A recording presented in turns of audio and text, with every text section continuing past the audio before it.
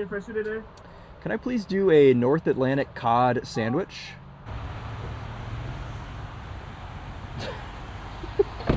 Hey everyone, welcome back to Topher Drives, where this week I've been daily driving this 2025 Toyota 4Runner TRD Pro, and it's been an extra special week because Tedward is in town. People always say that we sound similar, and I guess we'll put that to the test today. It must be our cadence. It must be. It's me trying to search for words and pausing too long, and they're like, is this guy okay? That's all right. I almost started with, welcome back, I'm Tedward. Wait, that's your line. That's mine. Anyway, so this is the new 6th generation Toyota 4Runner. This is the TRD Pro finished in mud bath, their exclusive color for the TRD Pro lineup in 2025. And I gotta admit, I'm a little disappointed this isn't the Baja Blast Wave Runner color that they're putting out for 2026, but it's okay because it is essentially the same vehicle. Now the TRD Pro 4Runners get the iForce Max turbocharged 4-cylinder, 2.4 liters, 326 horsepower, 465 pound-feet of torque. We have an 8-speed automatic, and this is 4-wheel drive. Proper 4-wheel drive. You can drive it in 2-wheel drive, 4-wheel drive high, 4-wheel drive low. And we all know the 4Runner. It's been around forever. And the reason that Tom and I like this is because it kind of splits the difference between a purpose-built off-roader like a Jeep Wrangler or a Ford Bronco and just kind of your regular SUV like a Toyota RAV4 or a Highlander or something. This seemingly can do it all. And this is the top trim, the TRD Pro. It's the exact same price actually as the Trailhunter that we spent a week with earlier this year.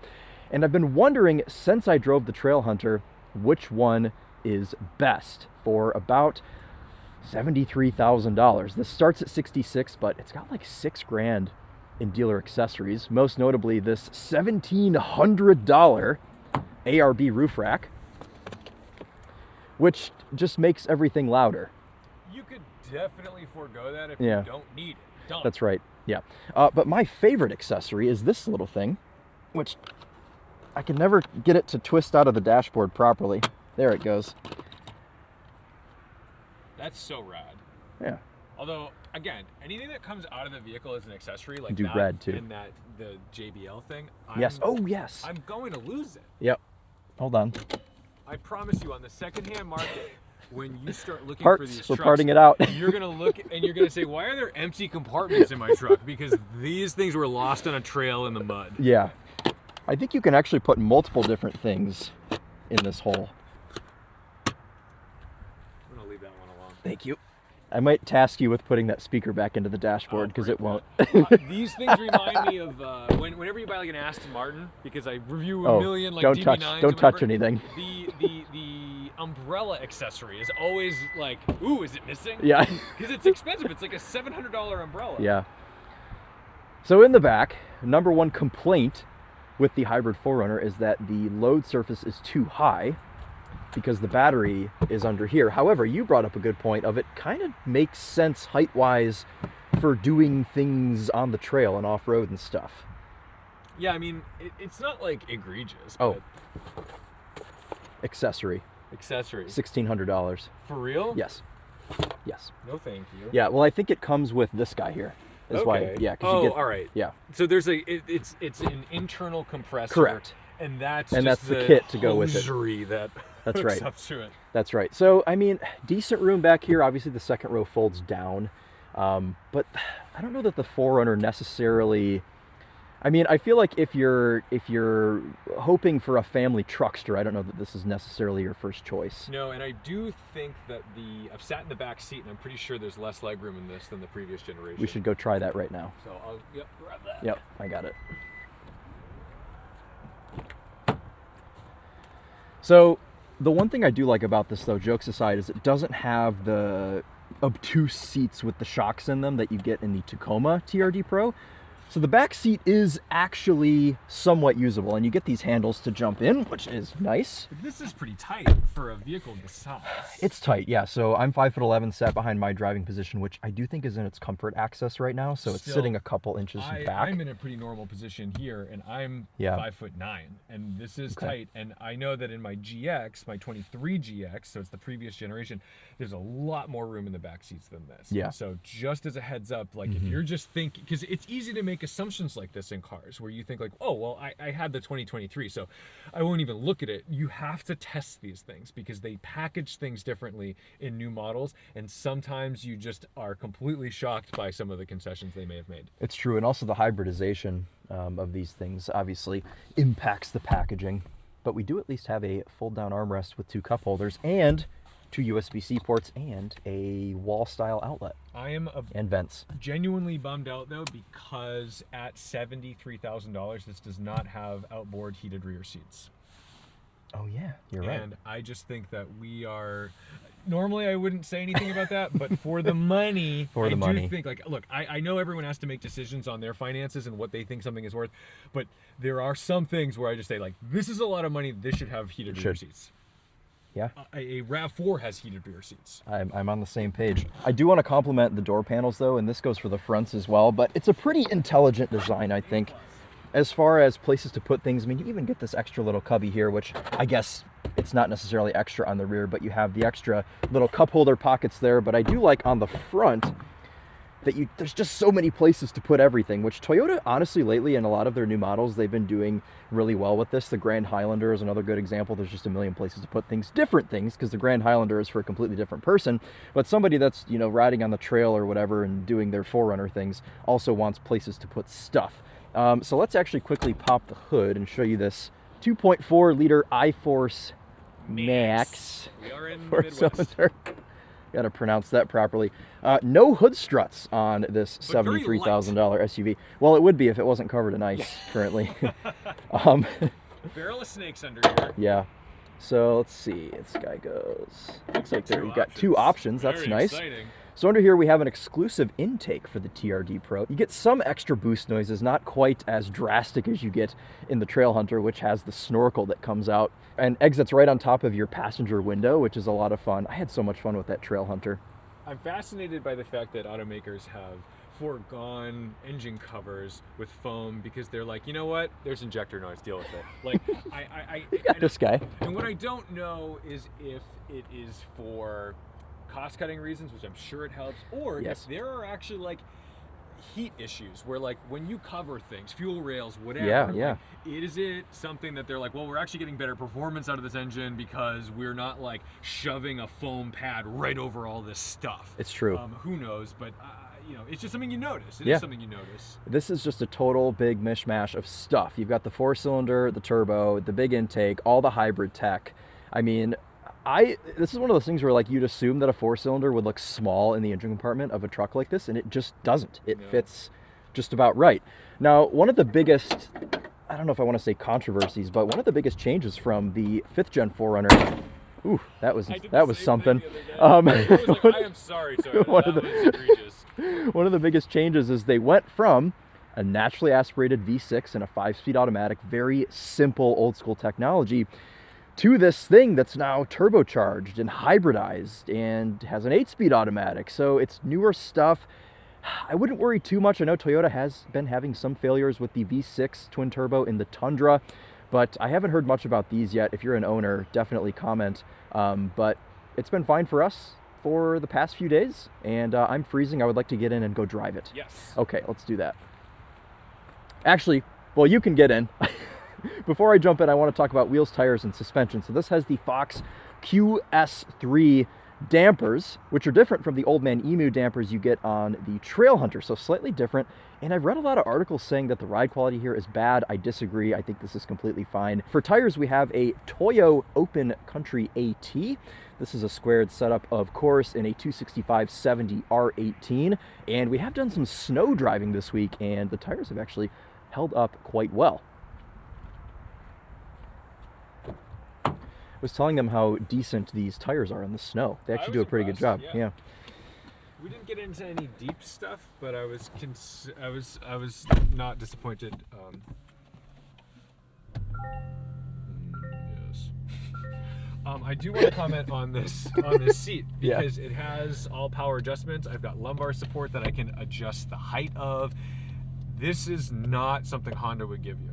Honda would give you a really lovely driver's seat, and then you would have like a bar down here to move it forward and back on the other side. So I've got to give them a lot of credit for that. That is nice. I mean, you do get in some like $60,000, $70,000 cars that have a manual passenger seat, so nice to have some attention over there. Driver's seat has some pretty good adjustment too. I've got lumbar and things. We'll get a little bit more into seat comfort once we're out on the highway, but I want to talk about all of the physicality that we have in here. Lots of buttons on the left. You can adjust the height of these headlights. You've got wired in auxiliary switches already. You've got the TRD light bar button down here. Climate control is its own separate thing. We have this massive flat screen TV bolted to the dash, but honestly, everything in here works fine. The only thing that we found the other day is sometimes things can be far away. Like if you want to report something on Waze, you have to reach across the car to hit the little hazard button down there and report something. And I know it's nitpicky, but like, that's the job, man. It's the job. I love the simplicity of Toyota's infotainment. There's really just not much to it. I mean, and I think that makes sense because so many people just run Apple CarPlay and like they don't use any of the native stuff anyway. So why do we? Good though. Yeah, but why? But why make it overcomplicated if you don't have to? Cubby over here on top of the very sharp Toyota badge that I just hit again. The T is very sharp. Yeah, you got to be careful on those T's. We can't fit a Fujifilm in that cubby. So okay. Just so you know. Consumer test. Yeah. Let's talk about what we're going to do today. We're going to show you what it's like to live with this 4Runner TRD Pro. First stop is our favorite place in the Midwest, which Culver's? Yes. Yeah, we're correct. Culver's? Yes. Yes. Cool. Yeah. This is exciting. This is the best day ever. And then we're going to top up the fuel tank. We've got 149 miles of range remaining. This 4Runner TRD Pro is actually rated at 23 mpg combined. This week we've been doing about 17, but it's been cold. We've been idling some. We've been doing accelerations and things, but it's rated at 24 on the highway, so quite a bit more efficient than the outgoing V6, but just about as droney, as you'll find out here soon. That's for sure. You know what, I was reading last night on the forums that... Oh, it's the jet. And we may not see it because the clouds are really low. Check the old flight tracker. Anyway, I was reading on the forums, the 6G 4Runner forums last night, that people are adding resonators to this exhaust. Huh. Yeah. I would not. Yeah. Into reverse, cameras are pretty dirty, but you can see our 360 and reverse. Will you just ride with me for every review? Nailed it. That was one of the most satisfying things I've ever seen. Okay, there you can see full quality of the reverse and 360 camera. Very nice stuff, which I think is more important on a car like this that's kind of dual purpose. You want to have really nice clear cameras, and I suspect the front camera is the same way. But before we go into drive, I want to show this little Easter egg. 5th gen 4Runner, and I think that's a Sequoia. Yeah, these are old body style Sequoias, and that's a 5th gen 4Runner there on the screen. That's kind of neat. Into drive, camera doesn't pop up, but you can click the camera view button, and I don't see a option to wash that one. There's like an auto, but I don't know what that is. Yeah, I don't know. Yeah, I don't know. Oh well. That's fine. Let's kill it. Okay, off we go. Where really the first thing you notice is the ease of use of this. The steering is pretty light. Though the steering wheel's pretty big, it doesn't really hinder your maneuverability all that much, and it's easy to see out of this and place this, and speed bumps, you just drive over them. It doesn't matter. This is the perfect car for Michigan, because this time of year, for example, 2 days ago, it was 60 degrees Fahrenheit. Today it's 28, so the roads are disintegrating beneath us. And if you have a 4Runner, you just drive over stuff, and it doesn't matter. You're not dodging potholes. That thought doesn't even cross your mind. Might actively look for them. Yeah, exactly. This is like it's a Dakar. reverse. It feels like the 911 Dakar. Right? Yeah.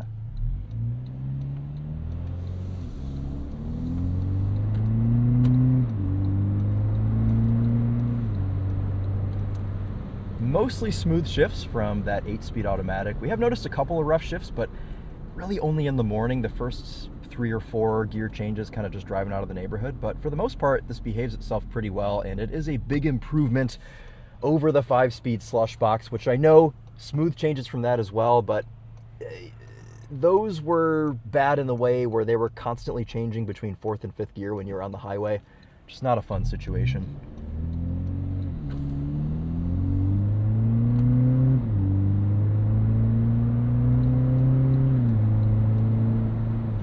Now, at the beginning of the week, I didn't really consider that Toyota would have put a different exhaust on the TRD Pro.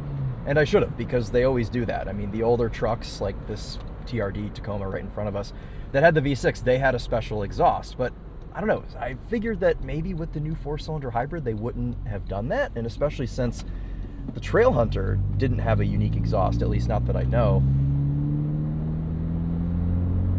It was a little bit of a surprise to hear this. And we did a tunnel in your video to get the full effect. But if you don't have a tunnel nearby, you can just open your rear window and put her in S mode and let her scream. It's denying me shifts.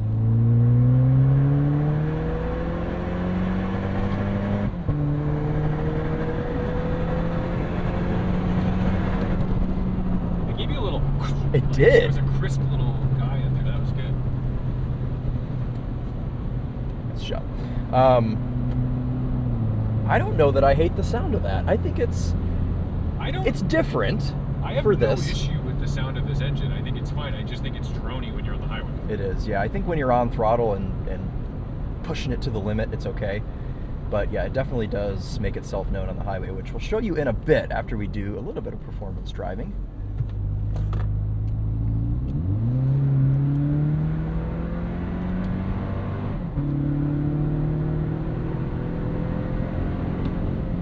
It's pretty quick, honestly. It's quick enough. It's quick enough. It's more than you need. It's more than we're used to in a 4Runner. It's true. How would you compare this to acceleration of your GX 460? I think it's like maybe 10-15% better, but Okay. The other thing is the character is completely different because the GX has nothing until you rev it out, and this has all this torque down low. Like you can make passes at 2,000 RPM. That's the thing about this car is, sure, the exhaust is loud, but you really never have to rev it out. Like there's really never any situation where you have to. I mean, coming out of this corner, we're in sport, so it's going to rev itself out a little bit, but 465 pound-feet of torque is real. Like this is, you can feel every bit of that. All right, we're going to put this into S. I don't know if we're going to hit 60 before that rotor. Yeah, we will. Have faith.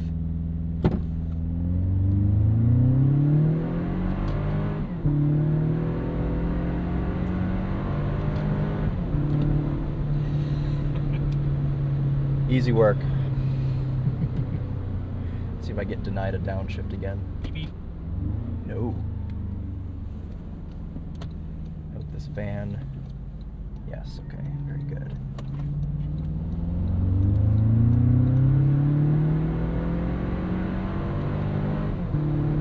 I keep having to look down because it's inherently backwards because you should be pulling towards you to shift up, but I don't blame them too much for this because this is not really what this is for. You know, you're not out on a racetrack like slamming gears with this. No, the point of that is to be able to select a gear when you're on a trail going slow and just hold a gear, that's it. Or, you know, you're descending a road that you're trying not to use the brakes. Yes, yep, that is true. Yeah, so no paddle shifters on this. All of your manual control does lie down here, but I like that they give you a regular shifter. I mean, that's kind of the theme with this whole interior. It's just big blocky stuff. I said the steering wheel was big. This shift knob is massive. The screen's massive. The climate control knobs are big. The volume knob in the middle is big. The raised Toyota letters are big. It's just kind of the vibe of this car. And also, I'm doing this under the bridge. Yeah. One more try for the exhaust here.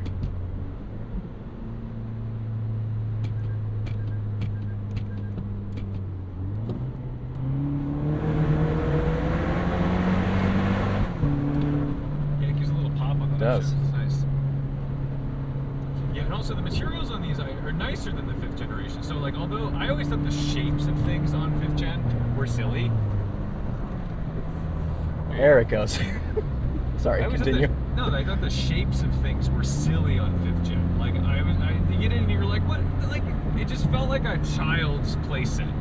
Whereas this, similar shapes but a little more relaxed. But everything just kind of feels nice and does the thing it's supposed to do without feeling like it's Fisher-Price. It's true. The actual motions of things are nice, and especially these switches down here. These work for me. So on the highway, you get the first taste of what's not so nice about daily driving this. But I don't know that it's necessarily a bad thing because you're not buying a TRD Pro 4Runner and expecting serenity. Like, that's just not, like, you're just not doing that. But I can't go this review and not tell you that it's quite loud in here on the highway. The roof rack doesn't help. Obviously, that isn't standard. You have to pay extra for the loudness there. And actually, you can quiet it down by closing the sunroof shade, so that helps. I'm less offended than you are by the road noise in this car. I know there's wind noise, but I don't necessarily feel like there's road noise. I don't think it's road noise. I think it is wind noise, because these tires are pretty quiet. And I have to compare it to things in its class, or things that can do similar things. Like, because I know it's a weird thing to think about, but like, people would cross shop a 4-door Wrangler on totally. 35s or whatever, and think, oh, what would I get? Like, this is so much more relaxing and easy to drive on a highway than that. Yeah. But I would imagine if you want to spend more money and get yourself a GX 550, that takes care of that. Full send on the Jeep. They're going about 110, I would say. The exhaust drone is there, but I feel like it's kind of drowned out a bit by everything else. The wind noise? Yeah. It's weird. It like comes in and out for me, where I'm like, oh man, and then there's times where I'm like, oh, I guess I don't notice it as much. But Dude, they exited. Amazing. They exited. Oh, they need Culvers. Yeah. Yeah. No, it's true. And also the JBL in here is genuinely good, even though I still didn't get that speaker to go back down into the dashboard. Oh boy. It's just yeah, floating. It's just floating there. I'll fiddle with that in the drive-thru. Okay, sounds good. Also, I want to talk about inputs here. And I always compliment Toyota on their inputs with hybrids, but this one is different. You know, this is not a naturally aspirated 4-cylinder with a CVT, so they have had to do some thinking here. But I think inputs are nice. Throttle response is great in normal mode. I wouldn't change a thing about that. Brake pedal feels great. Steering weight and speed is good. I mean, I think they've nailed just about every input for driving this. And another thing I like about this is you're not constantly having to make corrections like you would if you were in a Jeep Wrangler, in a Ford Bronco. It drives... Okay. You knew it was I already knew it was coming. Yeah, we're going to give them plenty of room. But yeah, the overall just kind of driving dynamics of this are a lot more daily drivable than something that's more purpose-built, which is what makes this so attractive. And this is not even saying that you have to buy the TRD Pro, that you have to buy the Trail Hunter. I mean, you can go and get a regular non-hybrid 4Runner for in the mid $40,000 range that is gonna do everything you want it to do. We just, as YouTube people, we always just get the top trim. That's just the way it goes in our lives. I also don't think you would buy this to modify it. I think No. You would buy it because you're like, I just want the thing I want, and then that's that. And if that's the case, great. And like you said, the inputs, everything is tuned right. It all is dialed in, and that is something that you sometimes really have to suffer through. If you bought a lower trim level, put on some big honking tires, did all this stuff, it may not drive as well as this just straight out of the factory. And there's something to be said about that. Yeah, just have them set it up for you. Yeah, absolutely. There it is. That was the ticket. People are, other 6th Gen 4Runner owners are seething in the comments right now. I think you just have to do, like, you have to evenly space. Yeah. All right, what do you want? I want a North Atlantic cod fin sandwich, please. Okay, got you. You want a basket? No. No, just the sandwich. Hello, welcome to Culver's. Can I have the name for your order first, please? Hello, yep, Chris. What can I get first for today? Can I please do a North Atlantic cod sandwich? Tartar sauce, lettuce, and shredded cheese. Yes, please. Yep, all the stuff. And you want that as a meal or just a sandwich? Just the sandwich. Anything else? And then can we also do a small cheese curd? Ranch and marinara? Neither. Anything else? Yep, and then a sweet tea, please. You said a sweet tea? Yes, please. So I'll just make that into a whole meal much easier for you. Oh, okay. Thank you. Anything else? No, that's it. So it'll come out to be $14.94. Thank you. Thank you. Oh, we should be showing the cameras off right now. Also, I think this is the Culver's employee with the YouTube channel. Oh. Yeah. I'm pretty sure. You know your way around. I do. Hello. Okay, order for Chris? Yes. There you go. Here you go. Thank you. Can you put this on your window shield? Yes.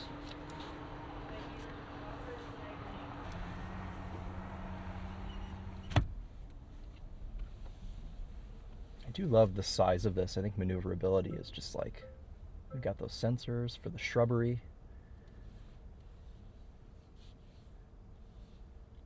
Also, the orange DRLs. I'm really into this trend because So Passport's doing this now, and orange DRLs I think are really good for two reasons. One, I think they look really good. They're inoffensive and they're kind of sexy. It's got a vibe. Yeah. Two, I think it is more likely that you will not drive without headlights because you think your headlights are on when you have orange DRLs. I could turn a profit even if they're cold. I'm going to put just that line in and no one's going to have any idea what we were talking about. Quiet window motors. There you go. Thank you so much. Yep, Happy New Year. You Thank too. you too. Oh yeah. Here's your fish. Thank you. All right, we're going to quickly jump across the street and fill up the tank in this. All right. Does this take premium? I'm It probably sure does. It does. There's no way it doesn't. You report back. All right, have fun. I'll be eating my fish sandwich. Enjoy your fish sandwich. Okay, is there a popper? Yes, there is. Wait, don't leave, wait. Huh. Oh, sweet, sweet curds, baby. Dude. Oh. Oh, they're so good today. Well, they're always good, but nothing saying it takes premium, but I'm putting premium in this.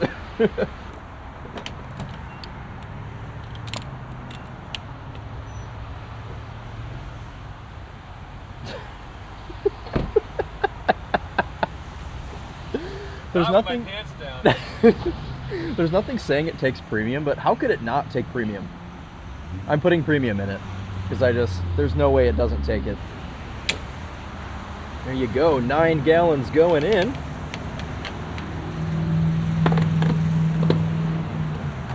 This does just have a regular fuel cap on here, no capless guy. But I do like that locks. I don't mind having a little button to pop the fuel tank open. Clerk has receipt. Okay, this video is my receipt. There you go.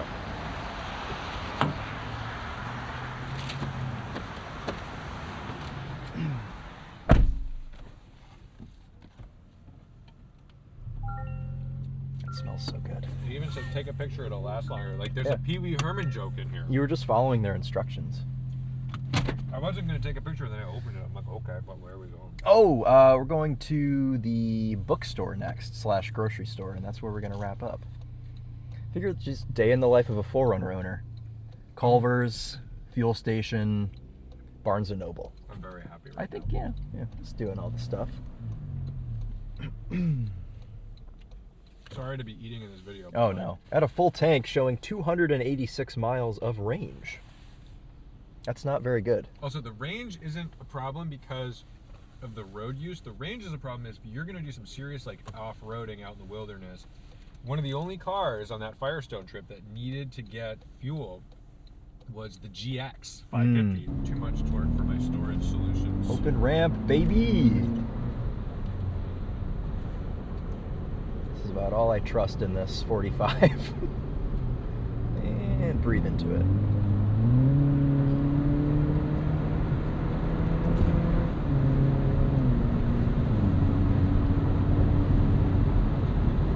Easy. Why is this person braking? Because you needed something and they decided to cancel you. All right, I think it's time to talk about highway manners. We touched on it a little bit on the way to Culver's, but I want to talk about like ergonomics in this cabin. We talked about noise. We don't need to touch on that again, and plus you guys can still hear it. Cut it down a little bit by doing that. As far as cruise control goes, this has pretty much the full suite. We've got the lane tracing assist, we have adaptive cruise, which are all things that are nice to see on a big lifted SUV like this. And also have to compliment visibility out of this.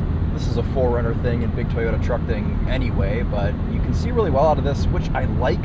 A lot of new cars, visibility is obviously, it's like, it kind of boils down to being a safety thing at the end of the day, but I like the open greenhouse in this. You can still rest your elbow on the door panel, drive like so. It's good. Plus you've got the camera mirror, which you don't have to use, but those rear headrests are pretty big. So, all right, I want to talk about something else too now that you're done with your sandwich. I read articles saying that the ride quality in the TRD Pro is poor, and I don't understand that because it's like the slightest amount of bounce, but that's like any body-on-frame truck. So I don't understand how they could say that this is bad ride quality. Compared to what? Literally, compared to what? Like, I think it's pretty simple. I think, like, sure, it bounces a little bit, but it's a truck, so I'm not really worried about that. And when we go over stuff, like, if you were playing the ZR2 game with the Multimatic suspension, that's stiffer. Yeah. This feels more Baja than off-road. All right, I want to touch now on seat comfort, which I think is quite nice. Obviously, we're not road tripping this, and we can't give you like a 100% review on what it's like to sit in these for 4 hours or something. But I've got good lumbar adjust in this seat that goes up, down, in, and out. Yep. You have lumbar on your side too? I do, and it goes up and down. Very nice. It's really nice. I've got good height adjustment. I think the driving position in this is spot on. You sit low enough, but you can still see the entire hood, which I think is why this is so easy to place. Let's do a bit of a sound system test here as we roll into the city.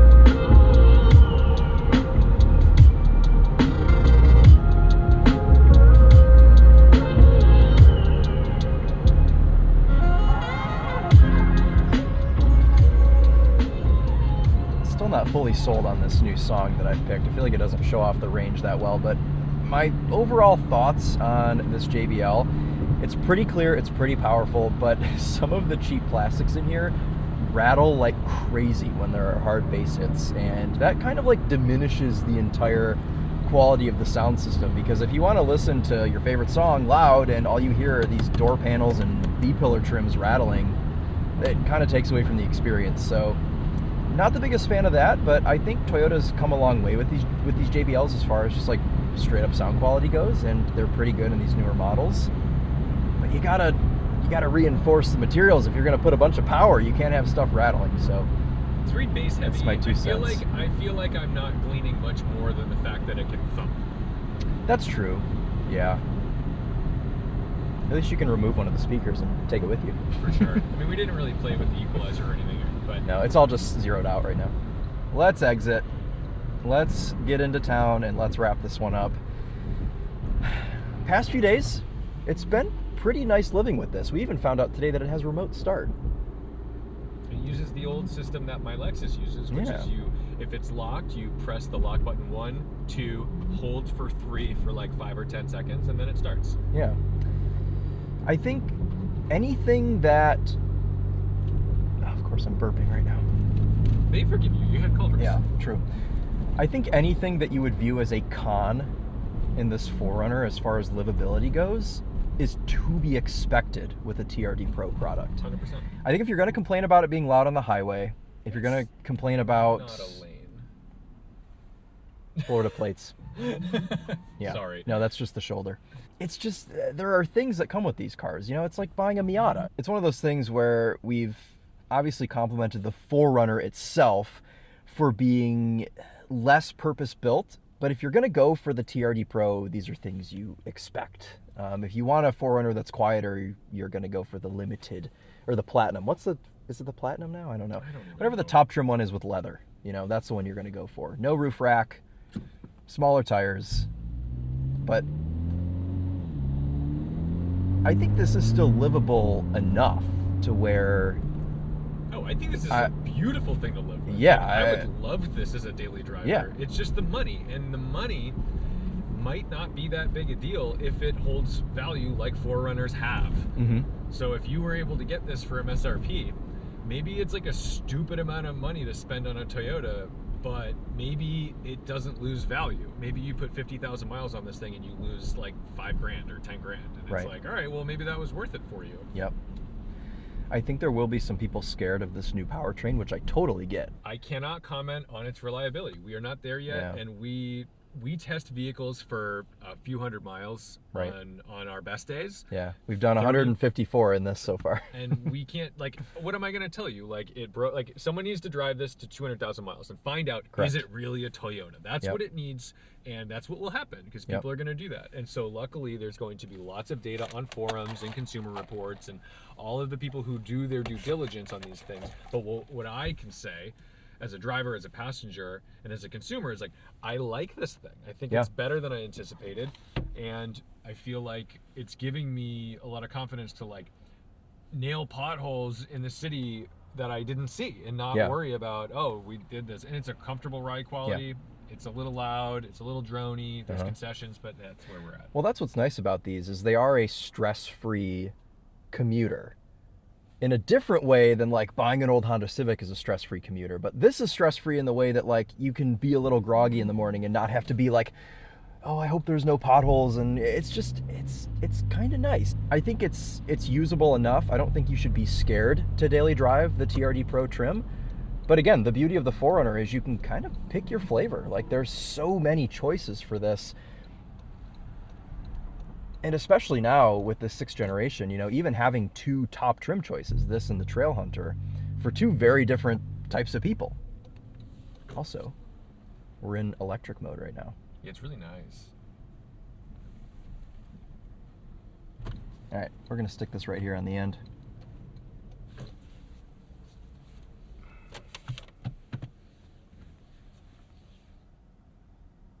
Remove dirt from camera. And we're in electric. Yes. There you go. End spot.